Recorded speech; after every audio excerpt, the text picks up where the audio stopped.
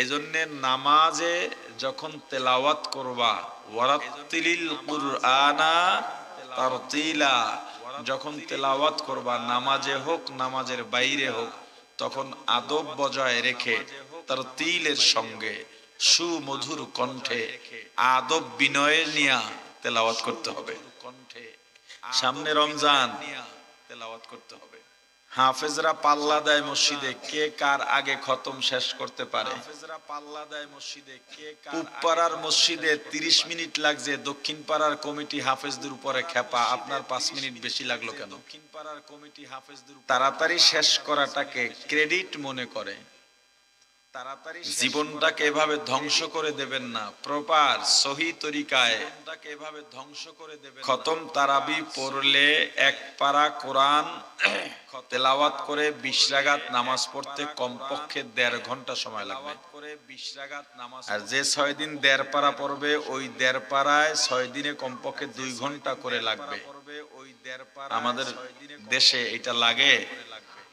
কিছু কিছু মসজিদ আছে আলহামদুলিল্লাহ, যাত্রাবাড়ি মাদ্রাসায় 2 ঘন্টার আগে তারাবি শেষ হয় না। কি সুন্দর তেলাওয়াত। বাইতুল মুকাররমে এটা আছে, আরো কিছু কিছু মসজিদ আছে। আপনি কথা বলবেন আল্লাহর সঙ্গে, কিভাবে বলবেন? এই যে জিকির করি না আমরা, জিকির করি আল্লাহকে ডাকি, আল্লাহ আল্লাহ। কাকে ডাকি? জোরে বলেন। আল্লাহকে কেমনে ডাকবেন বলেন? জোরে বলেন। বলেন তো কেমনে ডাকবেন? আল্লাহ আল্লাহ আল্লাহ। এইটা আমারে কোনো দলিল দিয়েন না।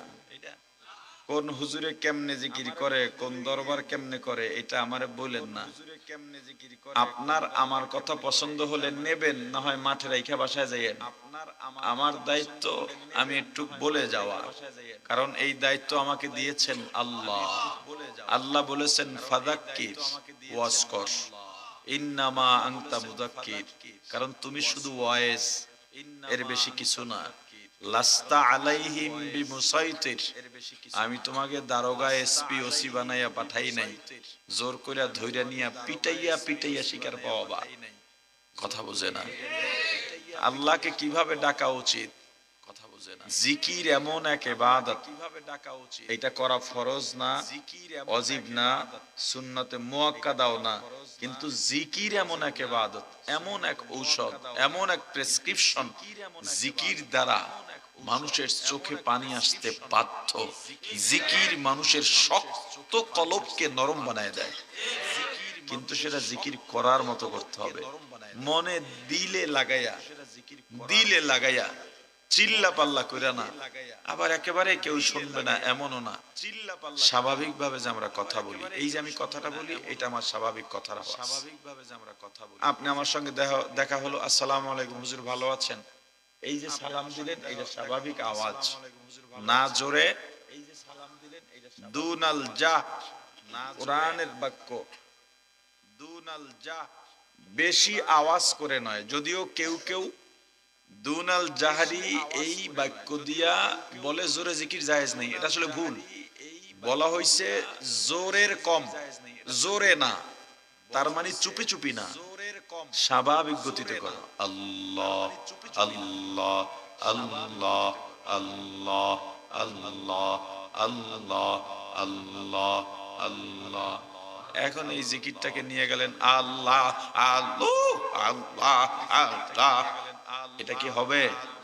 আচ্ছা, লা ইলাহা ইল্লাল্লাহ, এটা কি? ক্বালান নবী সাল্লাল্লাহু আলাইহি ওয়াসাল্লাম, ক্বালান নবী সাল্লাল্লাহু আফযালুয যিকরু লা ইলাহা ইল্লাল্লাহ।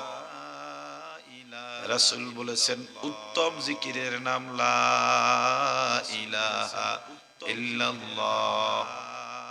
উত্তম জিকির লা ইলাহা ইল্লাল্লাহ, ইসমে আযম।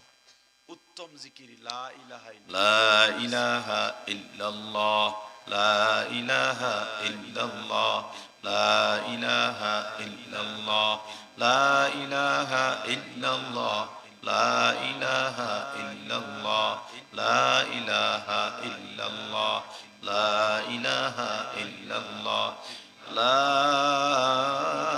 ইলাহা ইল্লাল্লাহ মুহাম্মাদুর রাসূলুল্লাহ।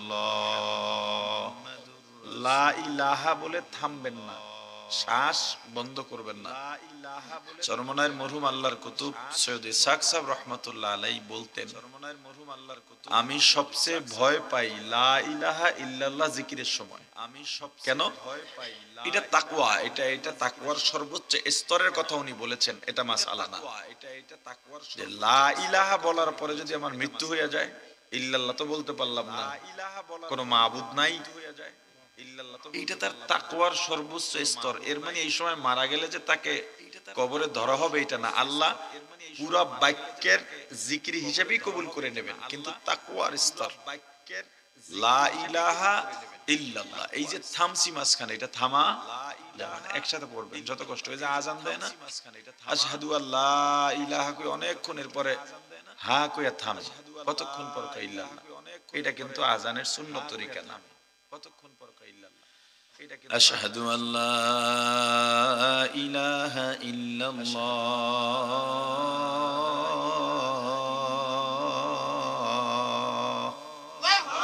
এটা হলো সঠিক তরিকা।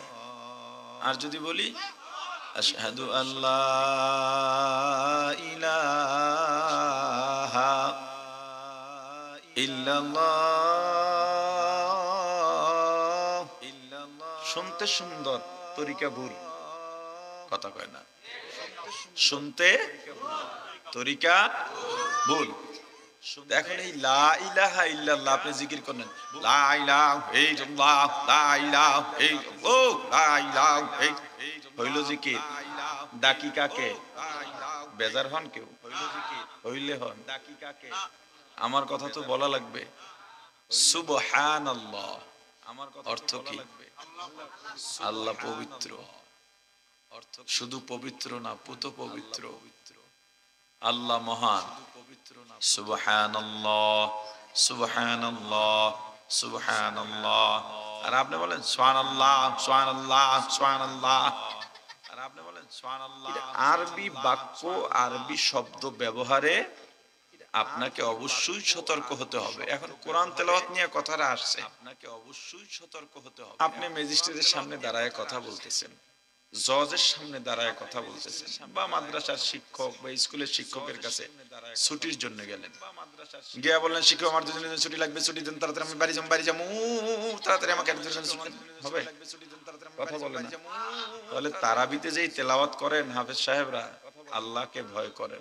তারাবিতে যেই তেলাওয়াত করেন হাফেজ সাহেব, আল্লাহকে ভয় করেন।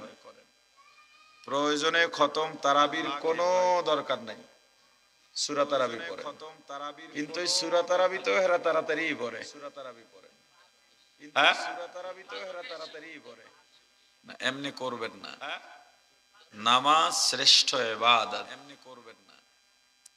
নামাজ আউয়ালু মা ইউহাসাবু বিহিল আবদু ইয়াউমাল কিয়ামাতিস সালাহ আও কামা ক্বালান নাবিয়্যু আলাইহিস সালাতু ওয়াস সালাম।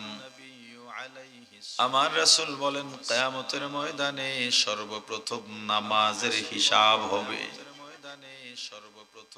নামাজের হিসাব শুধুমাত্র কয় ওয়াক্ত পড়েছো এই হিসাব না, রুকু কেমনে দিলা, সিজদা কেমনে দিলা, তাসবিহ কেমনে পড়লা, তেলাওয়াত কেমনে করলা।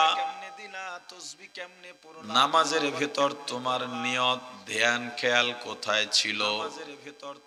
পুরা নামাজের মধ্যে কত পার্সেন্ট তোমার মন আল্লাহর দিকে ছিল? কি নিয়ত করে নামাজ পড়েছো?